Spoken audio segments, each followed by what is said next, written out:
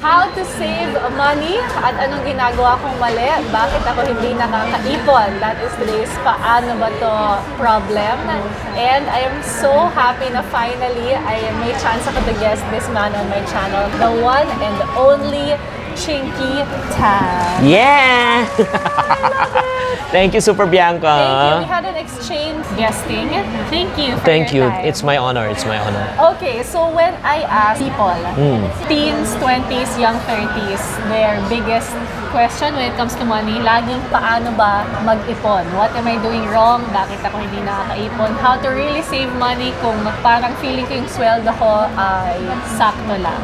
You've done many videos on saving, but siguro for this particular video, gusto ko mag-focus sa ano ba yung mga mistakes na nagagawa ng tao? Bakit hindi tayo nakaka-ipon? That's a good question. You know what? I always tell people na experience is not the best teacher. Why? Because it's painful and costly. Okay. But learning from other people's mistakes and experiences is the best teacher. Why go through the mistakes of others if you can learn from them? You don't have to gamble all your money in order for you to understand how a bankrupt person feels. You don't have to be a drug-dependent person in order for you to understand how a drug addict feels.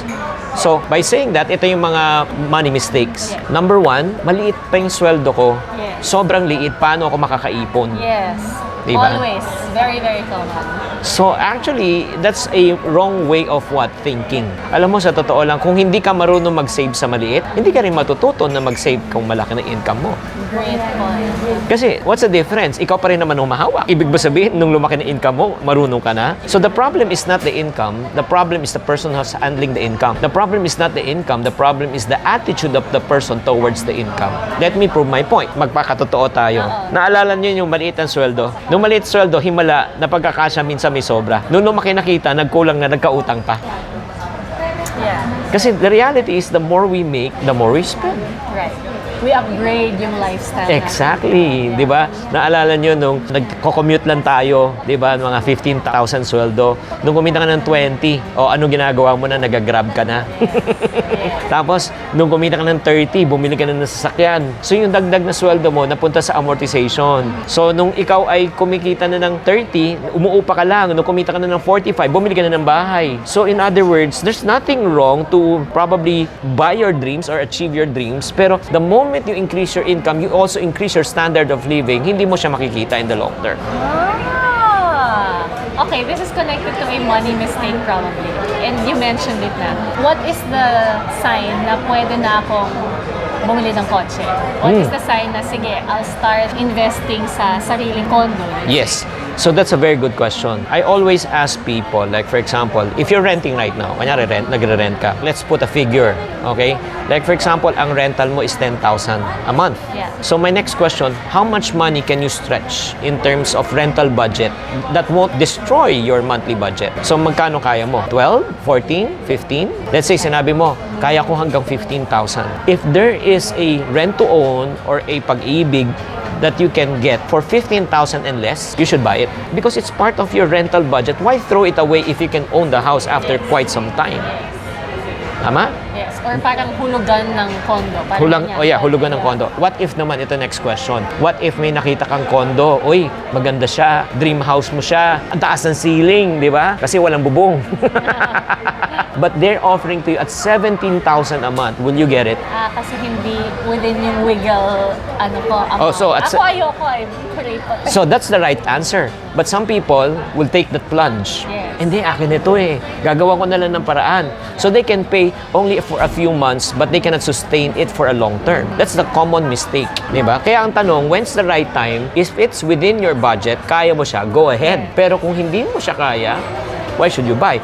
Ganun din sa sasakyan. Compute mo magkano yung monthly mo sa taxi mo, or let's say sa mga Grab mo, or let's say sinasabi mo, ay monthly ko, umaabot ako ng 15,000 a month. O kung 15,000, yan din naman ang babayaran mo sa sasakyan, di ba? You go ahead, you buy it. Pero pag sinabi mo, ang kaya ko lang naman ay 8,000, pero babayaran ko 15. Man, you cannot afford it. So that's why budgeting is important. Yes, actually, it's not only budgeting but planned spending. You plan it before you spend it. Yun nga kasi yung tinatawag nating impulse spending, impulse buying, and that's where the problem is. Yung income natin is limited but the expenses natin is unlimited. That's another mistake. Ulitin natin yan. Yung Income is limited, but the expenses are unlimited. Bumili ka lang ng phone na may 3 matay. Yun yung problema rin eh. Isa pa rin problema yan. Sige, diretso na rin natin. You buy things in credit. yes. So ito yung credit card. Yes. Like for example, a phone, you can right now have it stretched for 24 months to 36 months. Yes, yes, yes. And you say, anyway, I'm just paying 3,000 a month, I can afford it. Yes, this is a problem. Kailan ka mag-upgrade ulit ng phone? Tama. Usually, ngayon, once a year na yan. Once a year, also, you're paying for 3 years. Imagine mo, hindi ka pa bayad sa phone mo, mag-upgrade ka na ulit. Kaya nga I always tell people, the best phone that you can own is a phone that you can buy it, what? In cash. Tama. Di ba? I love that. Before I let you go lang, a final question about, that's what we all want. We want to save so that lahat ng everyday kayod natin, may makikita tayo in the end. For young professionals, what would be your recommendation na gagawin nila dun sa naiipon nila? What do they do with that nga to see something at the end of Alam that mo, month? that's a very, really intelligent question and you deserve an intelligent answer from an intelligent person. And the first thing that you need to save for, honestly, it's not for your trip, it's not for your cell phone, it's not for your car, it's not for your house. The first thing that you need to save for is calamity fund. Calamity is very different from emergency. Okay. I'll explain. Ano yung calamity fund? Bigla ka nagkasakit, biglang nasira ang gamit mo, biglang nasira ang laptop mo, magpaparepair ka, nabaha ka, nahulog ang cellphone mo, nabasag. Calamity yan, hindi sinasadya yan. Okay? You need to have a calamity fund just in case something happen. Second, you have to build up your emergency fund. Ano naman tong emergency fund? Ang mga emergency fund is your monthly expense. Like for example, if your monthly expense is 25,000 a month, set aside at least 3 to 6 months. That's a really healthy one. 3 to 6 months. 3 months, 75, and 6 months, 150. Why? Just in case. Just in case something happens to you. You got sick. Diba may calamity fund ka na, you have to pay. But sometimes you need time to recover. So let's say 2 months ka out of work. Meron kang 6 months to tide you through na you won't be in debt. In 6 months time, you can recover in terms of sickness. Just in case you lose your job, your business slows down, yung emergency fund mo can tide you through in terms of your monthly expenses na hindi ka mo kailangang mangutang. So these are the 2 funds that you initially need to set up, the calamity fund and number 2, the emergency fund, before you even talk about travel fund, investment fund, diba? Kasi imagine mo, bumili ka ng property, bumili ka ng sasakyan, na wala kang calamity at wala kang 6 months. The moment you lose your job, what will happen to the car? Marerematayan. I'm learning so much. This is so useful. Super thank you. I really appreciate it. And I'm sure ang dami nilang natutunan. And if you're super bitten and you want more wealth and money advice, agad-agad, I'll put it in the description box below. You should binge watch Chinkee's videos. Thank you very much. Thank you, Super Bianca.